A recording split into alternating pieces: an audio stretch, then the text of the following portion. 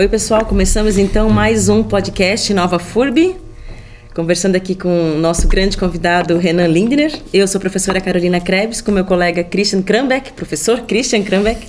Estamos aqui com mais um convidado ilustre, egresso da FURB. Seja muito bem-vindo. Obrigado. Prazer estar aqui contigo, Renan, Carol de novo. Igualmente, prazer. Galera de casa aí.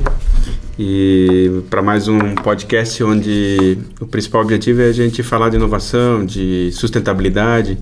Na verdade, falar do que a gente quiser e do que vocês quiserem, do que tu quiser também, né, Renan? Uhum. Mas obrigado pela presença, né? E vai ser um prazer bater esse papo contigo. Com certeza. Legal. Uma história que cruza com a história da FURB, né? Da nossa universidade, em vários momentos da tua vida, eu acredito, né, Renan? Teve uma transição aí, né, de faculdade para universidade que bem no início aí a gente acompanhou, né? Eu participei do movimento estudantil por 2 momentos, né? Que ano foi isso, Renan? Putz, isso mais ou menos. Foi 90. Início da década de 90? Início da década de 90. Deixa eu fazer as contas. Exato. Passa rápido, né? Então, sim, em alguns momentos. Depois eu saí para pós-graduação e retornei para a FURB. Tive uma passagem aí por um período como docente no curso de Engenharia Química, né?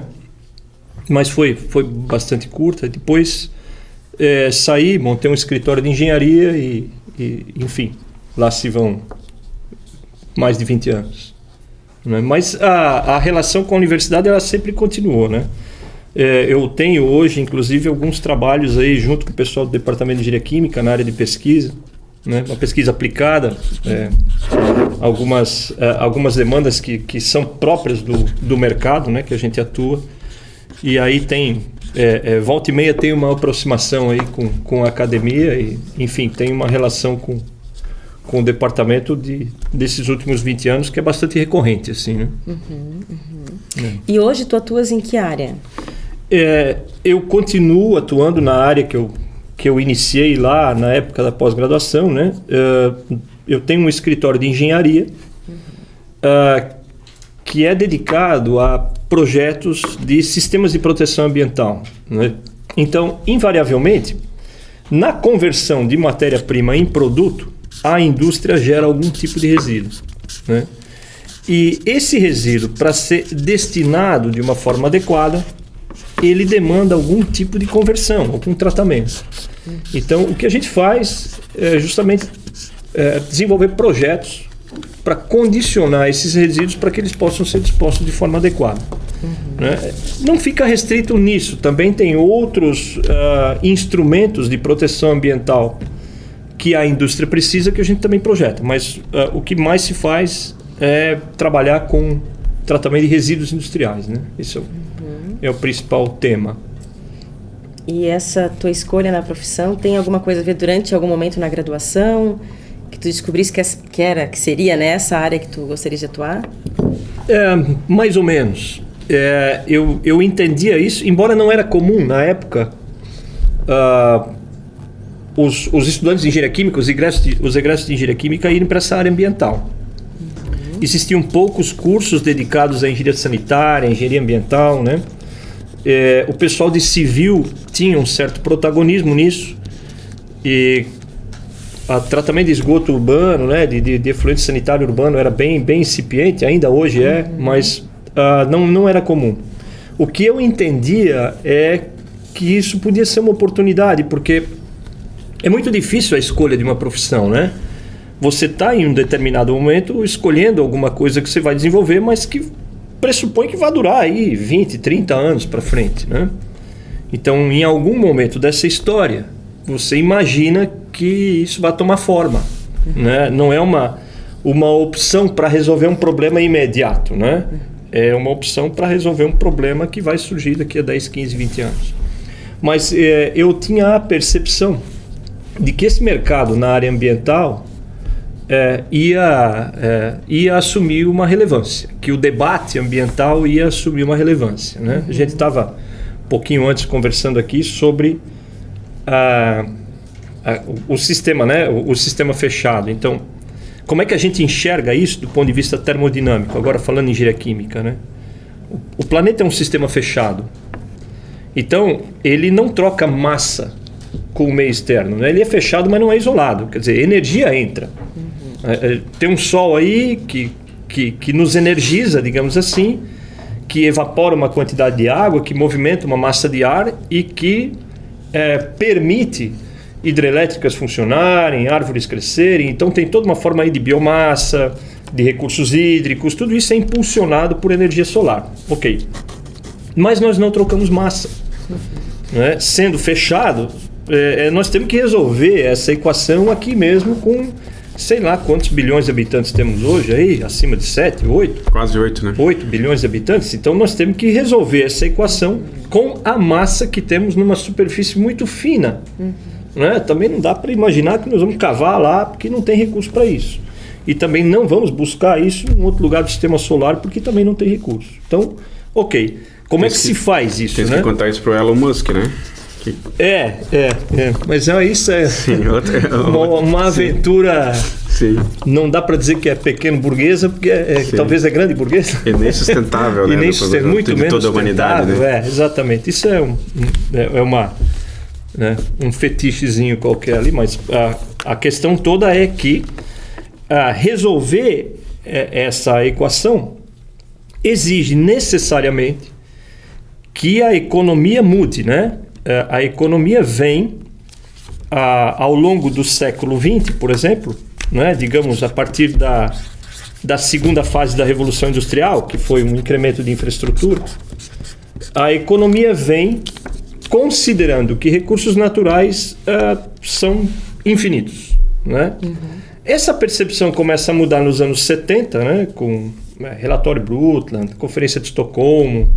E aí começa a se chamar a atenção de que, olha, os recursos têm uma finitude e nós vamos ter que abordar isso de uma forma diferente. Né? Então, a economia necessariamente tem que deixar de ser linear para ser cíclica.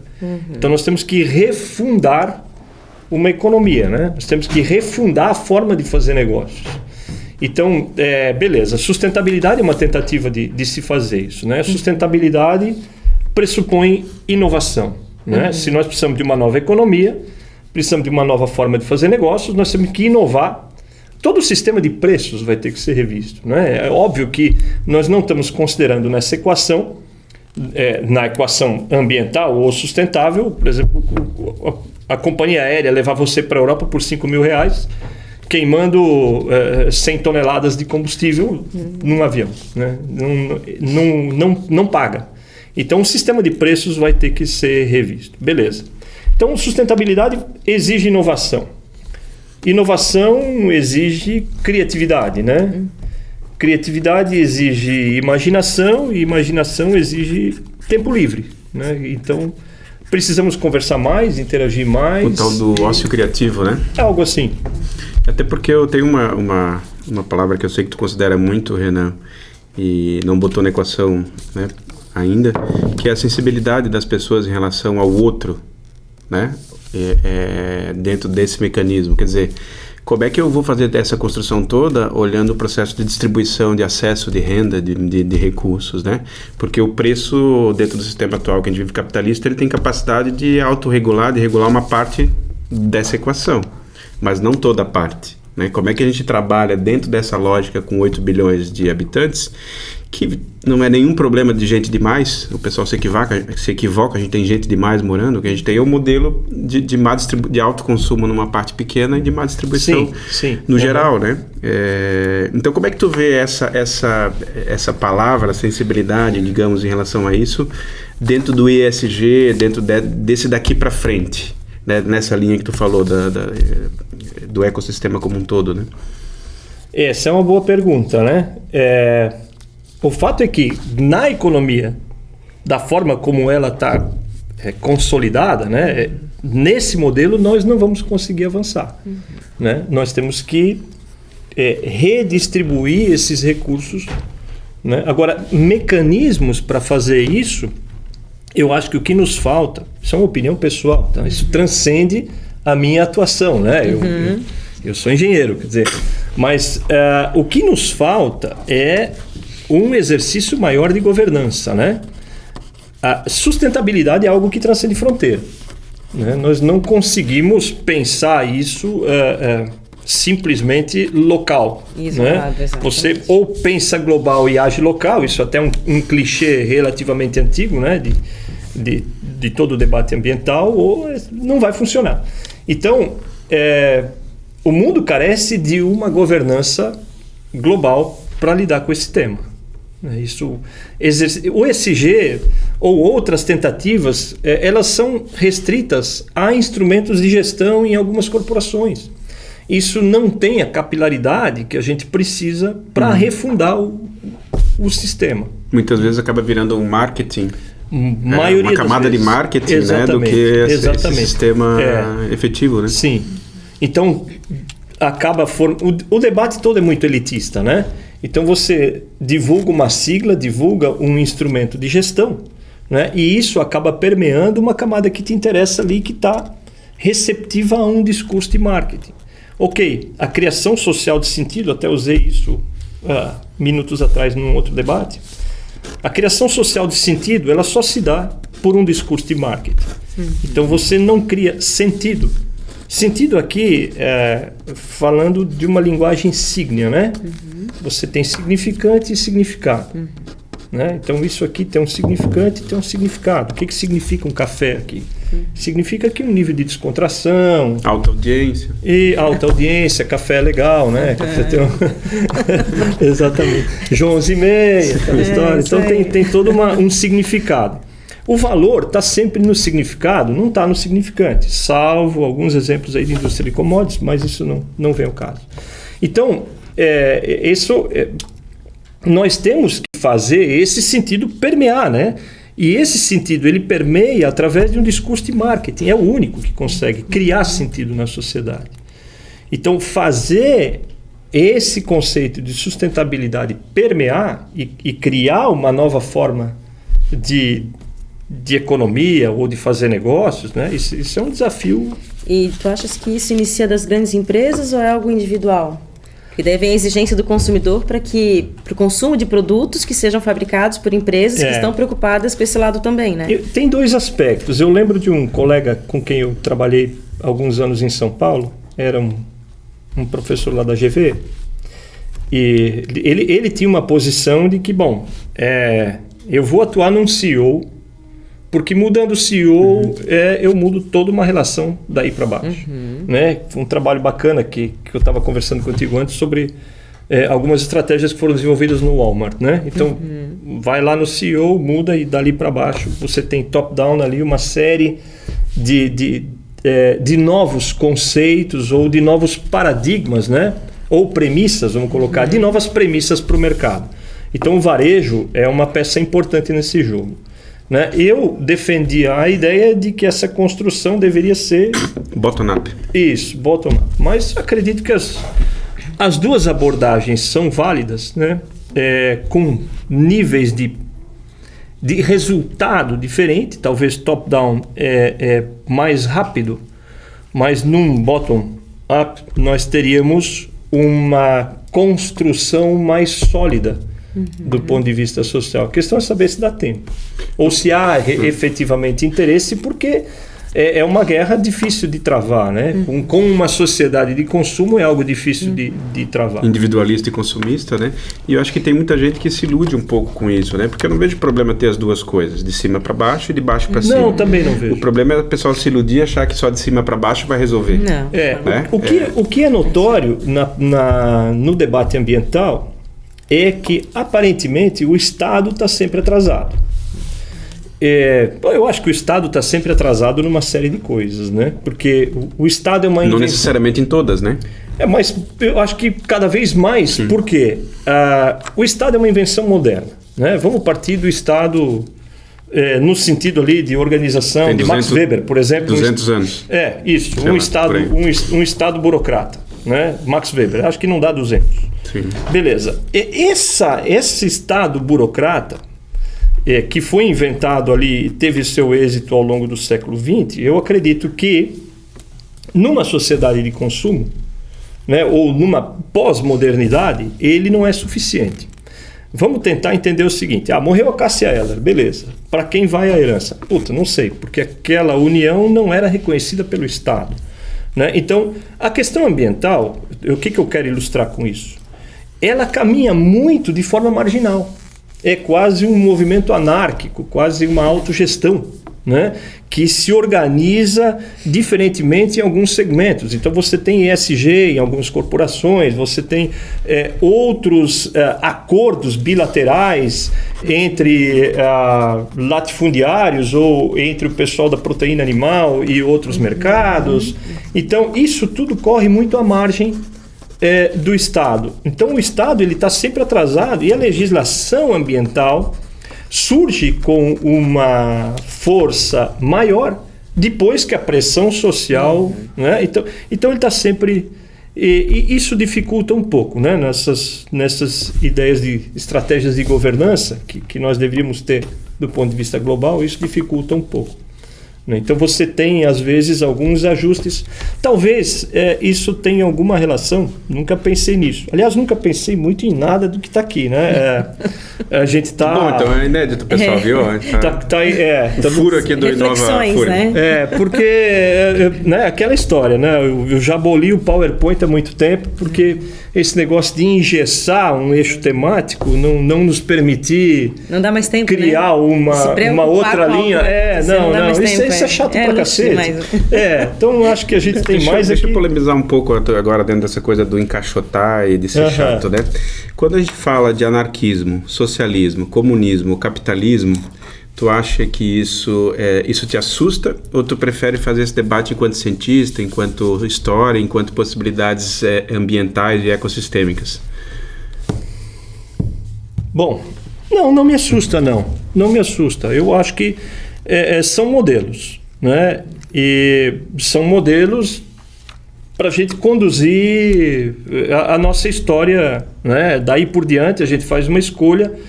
Vamos virar uma sociedade de autogestão? Vamos. A questão só é a gente regular isso e respeitar os interesses das pessoas, né? Vamos tocar isso com maior intervenção do Estado? Vamos tocar isso com maior intervenção do capital? Eu acredito que, é uma questão da gente combinar. Né? Eu sou democrático por essência, sou republicano por essência. Eu acho que as instituições estão ali, têm que ser respeitadas, as pessoas têm que ser respeitadas. Né? Agora, a questão ambiental, eu acredito que ela acaba se sobrepondo a tudo isso. De uma certa forma, nós precisamos sobreviver, né? E nós temos essa quantidade de massa ali para distribuir, para que todos tenhamos acesso a uma determinada condição, um determinado nível de bem-estar, né? Então, eu não sei, isso me parece estar um pouco acima de como é que nós vamos organizar uma forma de governo, né? Vamos governar com base em que modelo? Beleza, independente da forma que nós vamos governar, nós temos que distribuir aqui, né, uma quantidade de recursos para que as pessoas possam ver, nós temos que planejar isso. Então, eu acredito que isso acaba sendo um debate um pouco posto acima, né? Mas, então, e isso sempre veio de uma forma anárquica, como eu estava colocando, porque é uma espécie de autogestão, né? Surge uma Acaprena, por exemplo, que está comemorando aí, se não me engano, 40 ou 50 anos. Super trabalho, né? Super legal. Sensacional. Nossa, inspirou uma série de outras associações. Foi uma das primeiras do Brasil, não foi? Sim. Primeira ou segunda aí. Acho que foi a segunda, né? O professor Baca está organizando uma publicação. E parece que tinha uma relação com a FURB, não tinha? A criação da Caprena ou não? Não recordo. Eu acho que não, talvez não. A FURB data de 68... que foi uma 64. 64, eu acredito que o Baca né, meu tio também, o Nelson Lindner, estava envolvido na fundação da Caprena. Eu acredito que eles eram estudantes de graduação nessa época aí, né? Mas enfim, foi um trabalho extremamente inspirador aí para uma série de outras associações, né, que atuam aí até hoje em defesa da natureza e que fazem isso até de novo, né, na forma, falamos de ONG como modelo de organização de 20 anos para cá, os caras têm 50, né, e quem teve isso, né, o pessoal da área ambiental. Então essa autogestão de organizar e ter um objetivo que é defender um acesso a um ambiente natural mais saudável, né? Ele não veio amparado pelo Estado, né? Veio de uma forma anárquica. Então, muita coisa tem surgido assim na questão ambiental, né? Mesmo quando empresas se reúnem para estipular alguma forma de um acordo bilateral, né? Bom, eu compro de você, se você respeitar essas premissas, se dentro dessas premissas você considerar esses elementos. Né? Por quê? Porque é importante para o meu consumidor, né? O meu consumidor está impondo aqui algumas restrições. Ele disse que compra, né, se eu atuar dessa forma. Então, isso vai andando na cadeia. Então, a concorrência acaba não sendo entre empresas e acaba sendo entre cadeias de valor. Né? De novo, a questão do valor, não do preço ou não do custo, né? A questão do valor, porque valor é significado, não é significante, né? Então, o valor está justamente nessa percepção, ele é percebido. Então, essas cadeias, elas têm que se articular para manter um determinado valor. E nessa tua área de atuação, o que tu vê mais a maior dificuldade?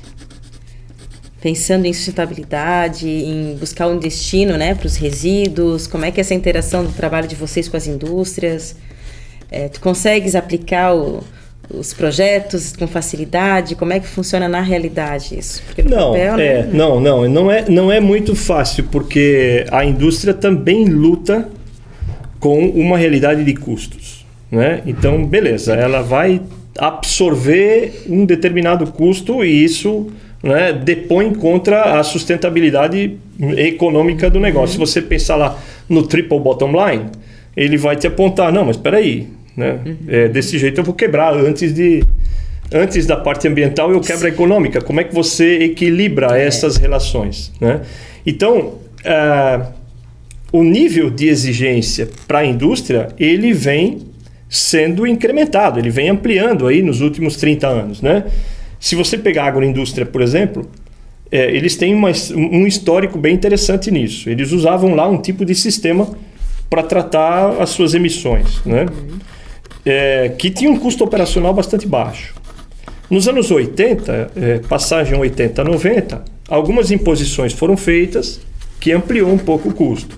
Né? Na passagem agora de 2005 para cá, 2010 para cá, um novo regramento surgiu colocando uma exigência adicional do ponto de vista de qualidade ambiental das operações. Então, tudo isso, evidentemente, acaba pressionando um sistema de preços, que é esse sistema que a gente conversava antes. Né? O sistema de preços vai ter que se ajustar. Então, você tem a ação de órgãos de defesa do público, por exemplo, Ministério Público, Instituto de Meio Ambiente, aparelhos de repressão, assim, que tem poder de polícia, por exemplo, vai lá e dita uma nova regra. Falou, agora você tem que operar assim. E isso impõe um custo que, obviamente, eleva um preço e que o mercado tem que absorver e aí repassar. Então, você cria uma necessidade de ajuste aí nessa equação. E isso vem acontecendo. Que acaba sendo um pacto social, né? Claro. Quer dizer, a sociedade paga um custo mais caro, mas para ter um impacto menor. Porque vamos pensar agora o seguinte, vamos pensar uma empresa no modelo, né, mais antigo aí, pós-revolução industrial ou alguma coisa mais, né, algum modelo mais bruto, né? Uma máquina de socializar passivos, né? Então você transforma alguma coisa, né? Capitaliza aqui uma fração do lucro, socializa aqui uma parte do prejuízo. Se você imaginar aí, primeira metade do século XX, né? Tratar resíduos, quem fazia isso? Né? Se jogava lá no rio.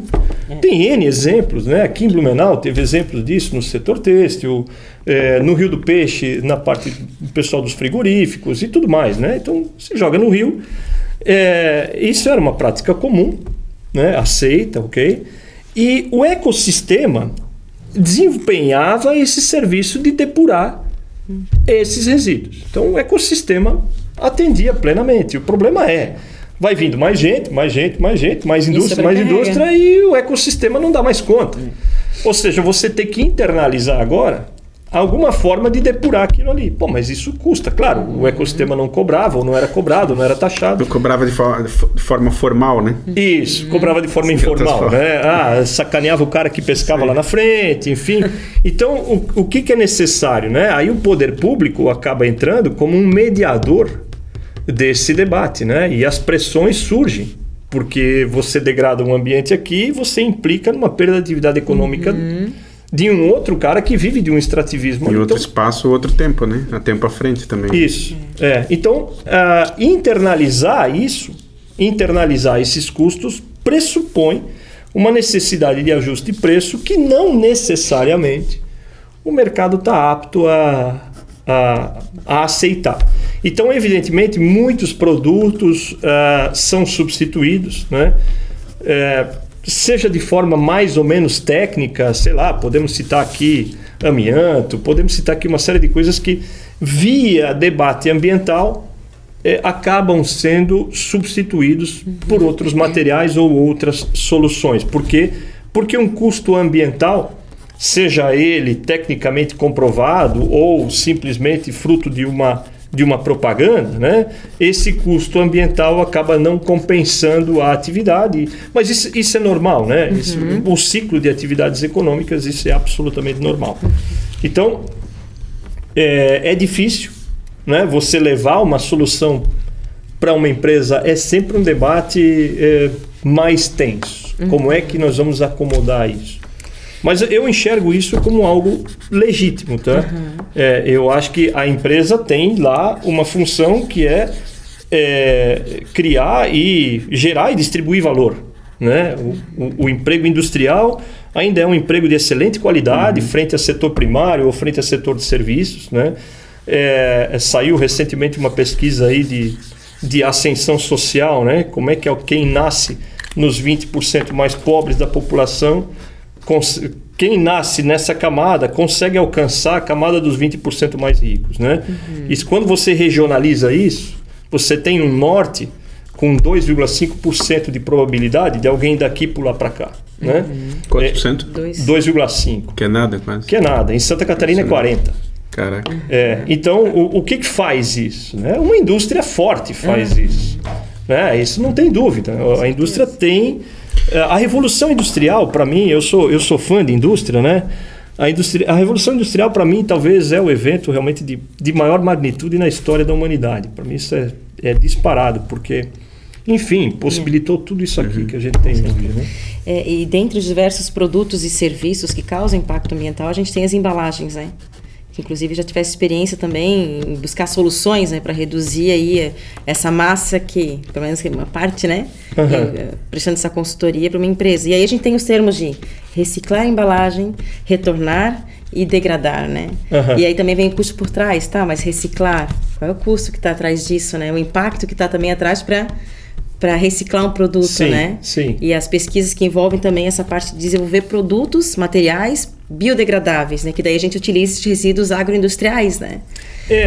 Exato. Tem toda uma nova economia que pode surgir através da percepção do ciclo, né? Então as cadeias de conversão de matéria-prima em produto, desde a extração daquela massa que é limitada até o consumo, essas cadeias deixam de ser lineares e passam a ser cíclicas. Então, beleza, temos uma nova forma aí de economia circular, né? Que eu acredito que é um caminho importante para a gente explorar. Como é que o sistema de preços, como é que os custos vão se acomodar nisso?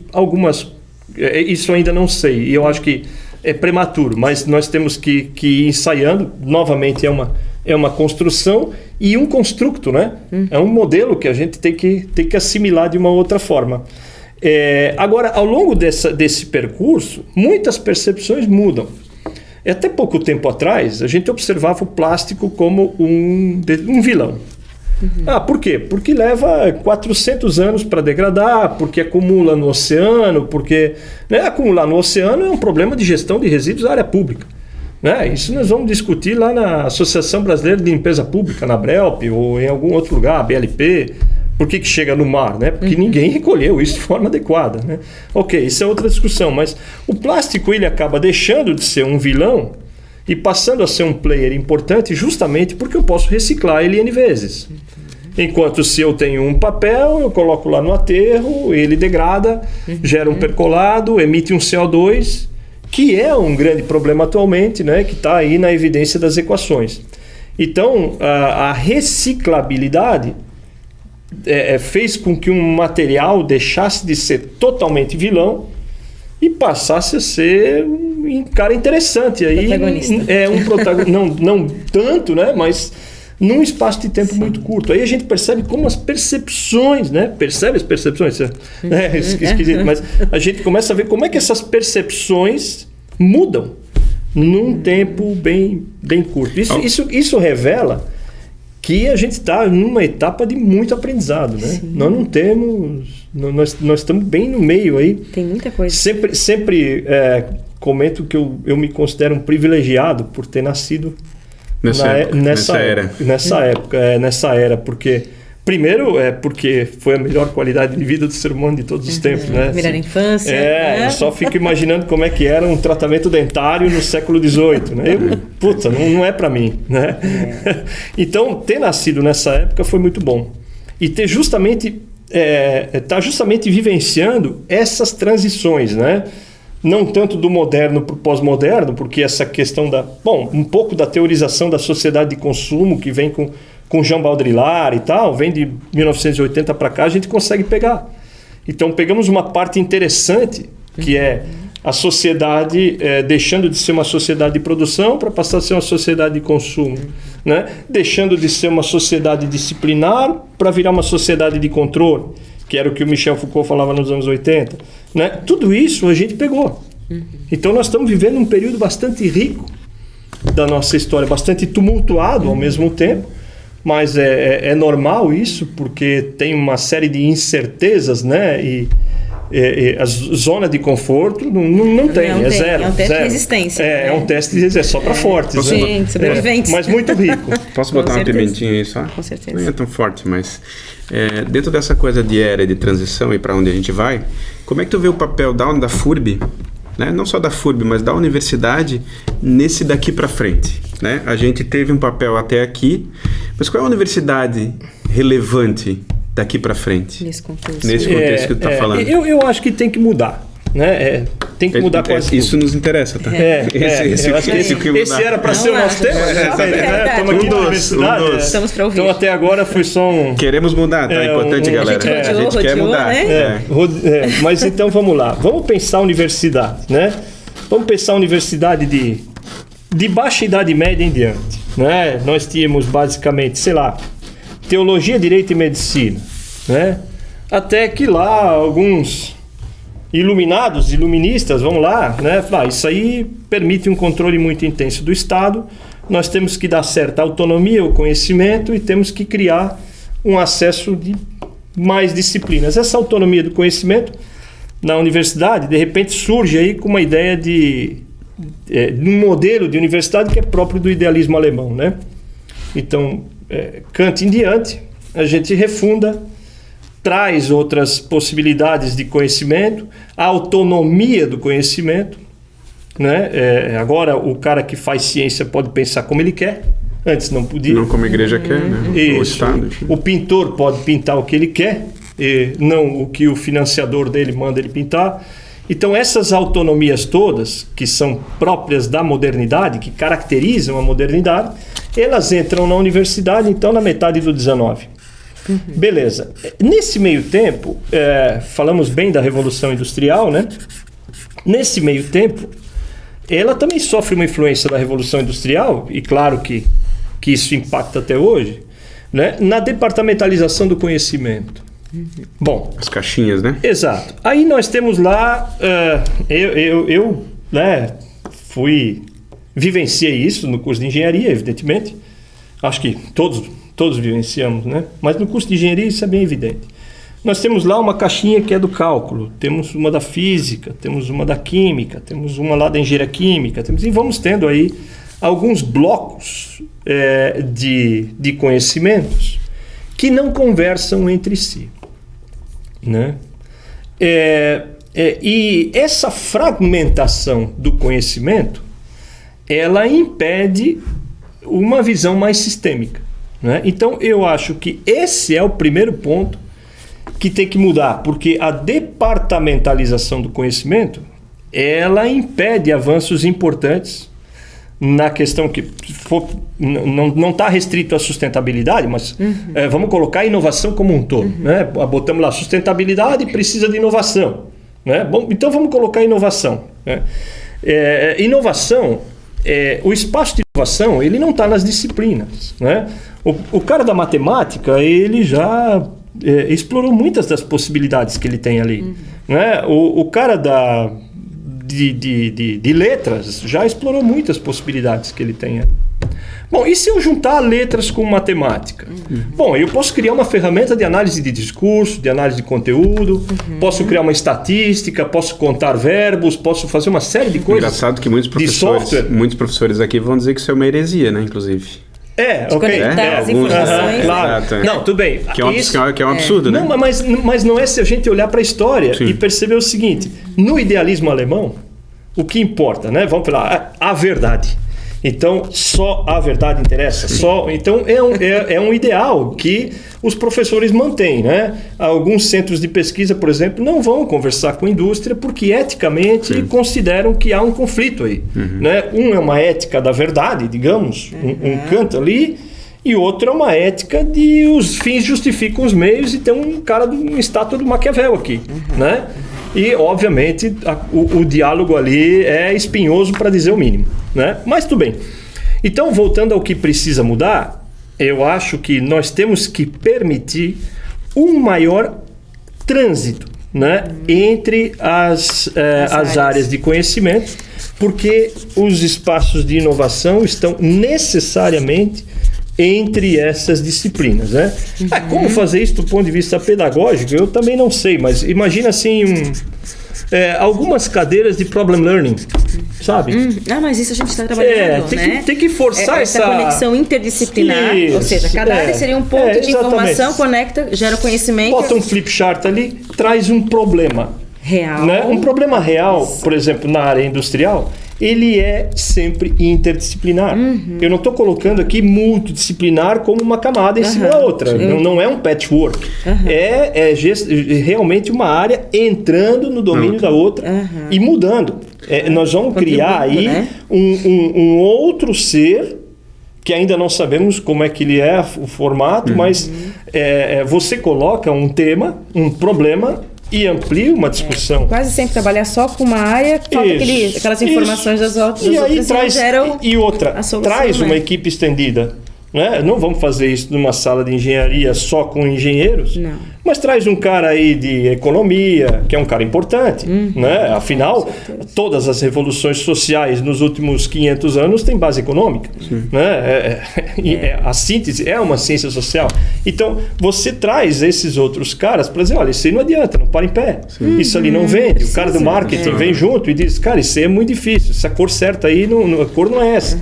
Então, você acaba despertando uma sensibilidade maior e uma empatia maior, que eu acho que é a grande chave. Que tem que ser feito aqui dentro, né? Na universidade, tem que iniciar isso aqui. Eu não sei porque tem que iniciar, porque a universidade no meu entendimento, uma das instituições mais conservadoras da sociedade. Deixa eu dar um spoiler para te desmentir nesse ponto específico, né? Eu vi para cá gravar numa reunião onde a gente estava discutindo o hackathon da FURB com o Centro de Inovação, agora faz meia hora. E o slogan é: queremos resolver problemas. E ela está construída com empresários, com o Centro de Inovação e com a universidade. Justamente para superar esse conservadorismo, que eu concordo contigo, que ainda predomina dentro da universidade. Eu acho que a gente precisa buscar atalhos e formas de hackear a própria universidade para superar esse conservadorismo. Né? E acho que isso sim, nesse sentido eu concordo muito, é um desafio que a gente... porque... E aí já fica o convite, Renan, para te participar do Hackathon, cara, daqui a 30 dias. Legal. Né? Eu acho que vai ser muito legal e a pegada é nessa direção. Eu acho que tem algumas, complementando, eu acho que tem algumas formas, muitas formas da gente minimizar ou resolver uma parte desse problema. Né? A universidade precisa mudar, isso para mim é ponto pacífico, por quê? Porque do idealismo alemão para cá, o mundo já mudou 50 vezes. E a universidade mudou uma ou duas, mas assim, aquela mudança não muito intensa, que é para não, né, não alterar muito o status quo e tal. Não, veja bem, né, tá bom assim. Então... Os escaninhos, né? A coisa sempre foi meio ilhada, né? Uma ilhazinha ali que ninguém sabe ao certo como é que funciona. Pergunta aí fora, não tem permeabilidade, né? Pô, mas o que é ali? Não, ali é uma universidade. E muda o que na minha vida? A gente tem alguns portais mágicos, que é onde acontece, né? Mas são alguns. É uma outra dimensão, não é? Exato. Né? Tipo um desenho animado, assim, abre um portal e você entra e o que acontece lá ninguém sabe. Então, tem que mudar sim. Por quê? Porque a estrutura hoje é complexa, né? Ela não é linear, não é cartesiana. Sendo complexa, nós temos que prestar mais atenção, né? Por exemplo, em Edgar Morin, né? O todo está na parte, a parte está no todo, nos princípios de complexidade mesmo, né? Nós temos que prestar mais atenção, por exemplo, em Pierre Levy, né? Eu acho que a inteligência é coletiva. Todos nós aqui temos uma inteligência. O Christian tem uma, você tem uma, eu tenho uma. Como é que a gente vai articular essas inteligências? Uma mastermind, né? Exato. Como é que nós vamos articular isso para criar uma nova inteligência para resolver o tal do problema? Né? Então, tem muita gente boa escrevendo coisa muito boa. E é muito... assim, chato até, né? É decepcionante ver que a universidade podia estar na vanguarda. Na vanguarda, utilizando esse conteúdo que está sendo gerado por essas pessoas muito boas, né? E protagonizando ali uma nova realidade, né? Testando, né? Aplicando, às vezes errando. Isso. A ideia é essa, né? Claro, eu não, deixa errar. Posso estar falando uma grande bobagem aqui, não tem problema nenhum com isso, né? Com certeza. É só mais uma de muitas bobagens que eu falo minha vida toda. E vamos pensar disso. Inclusive, Carol, tu lembra que o Anderson Beber, né? A gente na anterior, a gente falou muito sobre como a sociedade tem dificuldade de lidar com o erro. Né? E como isso nos limita. Sim. Né? Como o erro é um processo de aprendizagem também, né? Sim. E a regra é dar errado, né? Dá certo que é... Dá certo é uma exceção. Né? E o pessoal só vê essa exceção, né? E acha que deu sempre isso, certo, né? Isso é um problema cultural, inclusive, né? Cultural. Gera Isso é um problema cultural. Sim. É isso aí. Mas tudo bem, para uma plateia mais psicanalizada, que aceita o erro, tal, vamos partir desse pressuposto. Eu acho que nós deveríamos estar mais abertos a novas formas de aprendizagem. E outra coisa que me chama a atenção, eu vi isso lá na pós, 30 anos atrás, né? Falava com os alunos lá em São Paulo, chegava nas férias. Pois o que você vai fazer? Não, eu vou fazer um estágio. Bom, da onde eu venho não se faz estágio nas férias, né? Da onde eu venho se vai pra praia nas férias. Surfar, tomar uma cerveja. Gerar gasto, né? Gerar algum gasto. O negócio é gerar gasto. E a galera... inclusive de energia, né? Tudo. Com impacto ambiental. Isso, muito resíduo, né? Gerar muito resíduo. Então, consumir bastante. Bom, e o pessoal ia para... O pessoal ia para estágio e já desde o começo do curso, as férias, estágio. Pegava alguma empresa, algum lugar, uma construtora, ia estagiar. Aproveitava aquele um mês ali e fazia uma imersão lá no business do cara. Perfeito. O que isso proporciona, né? Isso proporciona um aumento de pontos de conexão. Então, você passa 5 anos na graduação, pelo menos a minha história foi essa, e mesmo no estágio, eu acabei não indo para a indústria porque eu acabei ficando na universidade. Fui para uma outra universidade, passei o estágio lá, depois fui para pós e tal. Fizesse um laboratório? Isso. Então, minha história era totalmente acadêmica, né? E depois, por uma outra experiência que eu tive na pós, eu decidi mudar e assumir outro caminho, optar por outro caminho. Mas as pessoas iam muito para estágios. Isso aumentava pontos de conexão. Por quê? Porque agora a instituição manda um cara para uma outra instituição, né, com interesses completamente distintos, legítimos. É importante a gente sublinhar isso. Todos esses interesses são legítimos, né? E aí forçava o debate, né? Você tinha interlocutores caminhando, né? E a pós-graduação hoje, a gente teve esse debate com o professor Henry aí umas semanas atrás, eu acho que a pós-graduação hoje, até pela redução do número de vagas nas docências das universidades, a pós-graduação acaba achando uma alternativa de trabalhar mais na indústria e aí sim ter um interlocutor mais forte e trazer a indústria mais para perto da universidade e tudo mais. Eu acho que é um caminho viável. Até a gente estava conversando sobre esse negócio. Né? Mas a universidade precisa mudar, sim, precisa mudar, digamos, quase tudo. Né? Nas formas de organizar os seus conteúdos, os seus saberes. Dentro de sala de aula, inclusive essa interação com a indústria. Existe, mas deveria ser algo mais comum do que é hoje. Sim, até... Deveria ser algo que faz parte de todos, né? Exato. Aqui dentro. Se você pegar até o formato de sala de aula, é algo assim que, meu Deus, é um contrassenso. Então, é uma né? resistência de se adequar a esses métodos de ensino. Há ainda muito forte de aplicar metodologias ativas, que nem todo mundo consegue enxergar como aplicar o seu conteúdo, como fazer essa interação, como fazer atividades interdisciplinares, que realmente vão fazer diferença na formação do acadêmico, né? Porque tem que capacitar as docências para isso, mas né? Tem um desafio maior, cara, que é mindset, né? A FUB nós temos, mas é insuficiente. Por quê? Porque não se trata de uma maquiagem ou de uma melhora pontual, de melhorar relacionamentos e metodologias, que é legal, mas eu concordo contigo. Eu acho que a gente tem que fazer, junto com isso, com esse processo, essa pergunta que tu acabou de fazer. Como é que a gente vai ser relevante em 2030 tendo que se reinventar completamente? Né? E eu acho que a gente tem que fazer isso. E eu acho que para isso as universidades não estão preparadas e estão muito devagar nesse sentido, né? E aí, de novo, não estou dizendo que a gente sabe a resposta, mas muitas vezes a gente precisa... A resposta a gente vai descobrir caminhando. Eu estou muito mais interessado em fazer essa pergunta, né? De, quer dizer, como mudar e por que mudar, do que necessariamente o resultado final. Que aí acho que é processo também, né? Sim.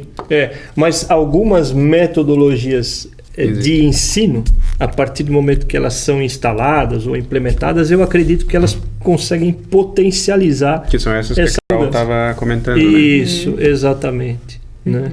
Um problem learning ou alguma coisa desse tipo aí, eu acredito que já nos posiciona numa outra condição, né? É quase, sei lá, estou lembrando aqui, por exemplo, é quase um design thinking, né? Isso aí, faz empatia parte. E tal. Eu estava comentando, né, no último podcast, que eu fiz uma atividade com 3 turmas, a mesma atividade, uma da nutrição, engenharia química e engenharia de alimentos, né? E trouxe um problema para os 3, cada um com um olhar diferente. E aí, com a solução trazida por cada grupo, a gente juntou e gerou uma solução, né? Muito legal. Com a expertise de cada um, né? Isso. Então, eles já tiveram essa experiência do que realmente acontece lá fora, solucionar problemas, claro. Né? E se você puder compartilhar isso com outros docentes ou outros alunos, né? E ter um efeito multiplicador, eu acho que você abrevia esse tempo. E o Christian está reclamando aí da lentidão, porque não dá, né? O mundo se tornou complexo, o ambiente é complexo, sustentabilidade é um tema complexo, né? Obrigatoriamente complexo quando você, quer dizer, coloca até um triple bottom line, que é uma figura bem simples aí, que, sei lá, tem 20 ou 30 anos, já traz três aspectos que se sobrepõem, monopolizou, né? O desenho aqui, né, cara? Fica à vontade, tá? Não, é aquela história, né, de você colocar onde é que é o espaço de sustentabilidade, né? Está aqui no meio, aqui, né? E onde é que é o espaço de inovação? Também está aqui no meio. Né? Depois a gente bota a imagem para vocês, tá, galera? Então, mesmo essa figura aqui, que é bastante simples e já desgastada pela história, né? Mas ela revela a necessidade de sobreposição de saberes, de competências, porque ficou complexo, né? E o complexo etimologia do termo, né? É justamente um tecer em conjunto, né? Então não tem como a gente manter esse troço segregado em caixas ali. Cara, esquece. Nós não vamos inovar. E inovação é criação e captura de valor. Beleza, então nós não vamos criar valor. Então nós vamos continuar pobres. Não dá para esperar uma mudança, porque a galera lá fora está fazendo. Né? E está andando rápido. Né? Enquanto a gente está aqui preso numa série de debates que são mazelas e tudo mais. Então nós temos que realmente né? Criar uma ruptura aqui. Revoluções são rupturas, né? Sim. Mesmo sei lá, na arte, por exemplo, como é que ocorre uma transição entre uma escola de arte e outra, embora Theodor Adorno dizia que isso não existia, né? Que era uma grande bobagem, mas vamos pensar que existe uma conversão ali, de um impressionista passa para um expressionista, né? Isso é uma oposição, isso é frontalmente contra, né? Quando muda, necessariamente a vanguarda e a mudança são oposições, Você né? entende que fecha um ciclo ou ele...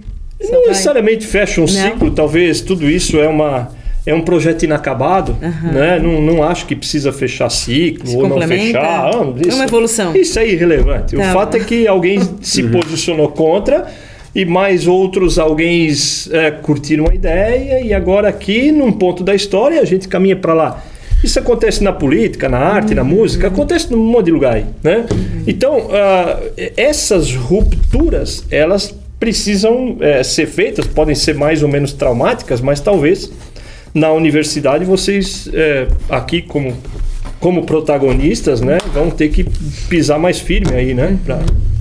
Como diz a nossa produção, né, nós vamos caminhando para os 10 minutos finais, mas tá tranquilo, 10 minutos dá para fazer bastante coisa. Tá. Quer perguntar, Carol? Quer que eu pergunte agora? Queres perguntar? Senão eu já pergunto aqui. Pode perguntar. Sei que já falasse muita coisa aqui, já desse muitas sugestões, né, indiretamente ou diretamente aqui para os nossos ouvintes, mas hoje, como ex-acadêmico da FURB, né, atuando como engenheiro de alimentos... Desculpa, puxei para o meu de novo, desculpa, foi sem querer, engenheiro químico. Qual é o conselho que tu dás para esses futuros profissionais? Né, considerando que vem pela frente, que talvez seja ainda desconhecido justamente pelos métodos serem ainda muito ultrapassados, né, e a gente não conseguir fazer essa conexão completa aí do mercado de trabalho com a universidade. O que vem pela frente? O que eles têm que se preparar? A vida como ela é, na realidade. Tipo Nelson Rodrigues, assim? Isso aí. As Não mazelas... precisa ter tanto sofrimento, né? Pode ser mais... As mazelas da classe média, é uma merda mesmo, é isso aí. O que eu gosto de sugerir, né? O que eu sempre sugiro, pelo menos no espaço da engenharia, né? Vamos lá, lugar de fala, né? Engenharia. Eu tenho um lugar de fala lá na engenharia, beleza? O que eu gosto de sugerir, né? Uma atenção maior aos conhecimentos que são mais fundamentais, né? Porque nós vivemos uma série de transformações que são muito intensas e muito mais frequentes, né? E a nossa expectativa de vida aumenta, né? Não dá para imaginar que vamos viver 100 anos, não dá para imaginar que nós vamos ficar 80 anos casados com a mesma pessoa. Provavelmente a nossa fase profissional vai se esgotar antes do fim da nossa vida, o que até pouco tempo atrás não acontecia, né? Você nascia engenheiro e morria engenheiro e de repente a engenharia deixa de existir antes que você deixe de existir. E tudo bem, né? Então, tudo bem. Não, tudo bem. Não precisa sofrer com isso não e é a gente ainda frustração sofre nenhuma. hoje em dia. Sofre por quê? Porque nós temos o privilégio de estar no meio dessa... privilégio maior dos psicólogos, que eu acho que nunca foram tão demandados como minha esposa fez administração na FURB e agora está fazendo psicologia. Bom para ela. Vai ter trabalho. Vai ganhar uma grana aí, com certeza. Então, frustrações e ressentimentos, né? Max Scheler, né? Um cara que trabalha muito com ressentimento, que é interessante, que é uma leitura minha do ano passado. Na pandemia eu optei por isso. Falei, vou ler sobre ressentimento, que tá toda uma legião de ressentido e o tema virou moda, né? Mas o que eu quero dizer com isso, né? É que nós vamos ter possivelmente um time de graduação aos 20 e poucos, convivendo com um time de graduação aos 50 e poucos, na mesma sala ou no mesmo espaço, né, da internet ou num EAD, tá lá no meio a galera lá, tem um senhorzinho lá tipo eu e tem uma galera nova, por quê? Porque a profissão acabou antes que eu acabe, e aí, assim como a esposa do Christian, né, tem um ciclo na administração, agora eu vou para psicologia, então você se reinventa. Daqui a pouco ela troca de marido, porque está com o Christian há muito tempo. Se reinventa. Se reinventa também. Se for para ficar mais feliz, cara, então, tá tudo bem. Então eu acho que nós temos que lidar com isso com uma mudança muito mais natural, né? Então isso é algo que a gente vai ter que aprender. Agora, os conhecimentos, né, eles não podem ser confundidos com informações, né? Você tem dado, você tem informação, tem conhecimento e tem sabedoria, que é uma outra categoria aí que precisa envelhecer, né?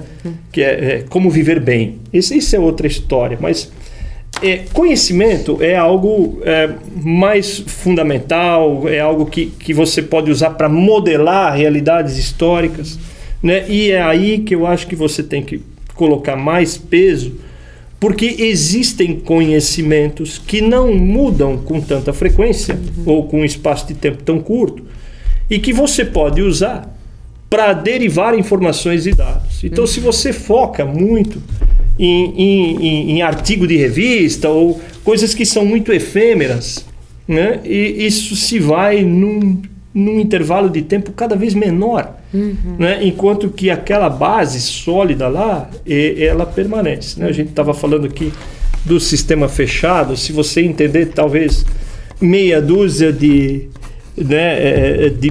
postulados, ou não sei como na lógica se chama isso, mas meia dúzia de pontos que a termodinâmica traz, dali você deriva uma série de informações importantes para você tomar decisão e propor soluções na tua atividade profissional, né? Mesmo que as realidades mudem, tem coisa que muda menos, né? Então, esse é um conselho que eu sempre dou para quem está iniciando aí na trajetória, especialmente na engenharia. E claro, o que a gente estava falando antes, amplia repertório. Né? Amplia repertório porque internamente você pode não perceber, mas a mudança ela é muito mais profunda do que você pode imaginar. Se você tem tempo livre, se você vai num museu contemplar uma pintura, se você vai num show, ouve uma música de qualidade, lê um livro, viaja, né? Conversa com pessoas de outras culturas, isso amplia. Que pensem diferente, muitas vezes, né? Que discordem de ti. Preferencialmente. Preferencialmente. Nós tínhamos falado aqui antes do Kafka, que bom, se você quer ler só aquilo que você gosta, então você pode escrever sozinho, né? Então qual é a função, né, do texto, se não trazer para você uma realidade diferenciada da que você tem, quer você goste ou não, isso não está um jogo aqui, né? Exato, não é o ponto, mas que traga, que permita outras experiências, né? E isso amplia teu repertório, isso vai influenciar dramaticamente a qualidade da tua decisão, mesmo que essa decisão seja técnica lá, mesmo que seja lá na arquitetura, um partido arquitetônico que você está bolando para um cara, né? Mas se você tiver um repertório amplo, o que você vai apresentar como um conceito inicial de solução vai ser infinitamente superior, vai ter muito mais qualidade. Eu estou com vontade de a gente fazer um projeto arquitetônico junto ano que vem, né? Vamos lá. Vamos fazer? Vamos trazer outras disciplinas, né? Exatamente. Juntar, misturar a Carol junto. Com certeza. A produção está dizendo que o nosso tempo encerrou. Carol, acho que essa foi a última pergunta, foi bom. Renan, acho que se tu tiver 30 segundos ou 32 para as considerações finais ou o que tu quiser falar. Não, eu gostaria, antes de mais nada, de agradecer a oportunidade que vocês proporcionaram aí para a gente ter essa conversa, né? Para a gente levantar esses pontos que eu acredito que são necessários, né? É algo realmente necessário, né? Que hajam aí transformações no modo de conduzir as coisas na universidade, né? Então, ter esse debate é fundamental. Eu gostaria apenas de agradecer isso. Nós que agradecemos. De eu poder trazer esse lado, a percepção de quem trabalha na indústria, de quem contribuir com nossos ouvintes. Nós que agradecemos, realmente foi incrível. Acho que vale até marcar uma próxima, quem sabe mais 5 horas de conversa. Vamos bater papo. Porque impor limites é complicado, né? É chato, né? Mas muito obrigado, foi um prazer, uma honra para nós tê-lo novamente na FURB. Obrigado, a honra é minha. E são reencontros, né? Reencontros. Foi muito divertido, foi muito cara. legal. Eu acho que tem muito a ver com o papel e desafio desse podcast, né? Que é provocar essas provocações, essas discussões para a gente poder acelerar enquanto sociedade, enquanto universidade, enquanto comunidade aí. Obrigado mais uma vez, Carol. Eu que agradeço. Legal. Obrigado, Renan. Valeu. Obrigado, abraço, gente. Obrigado. Obrigadão, galera.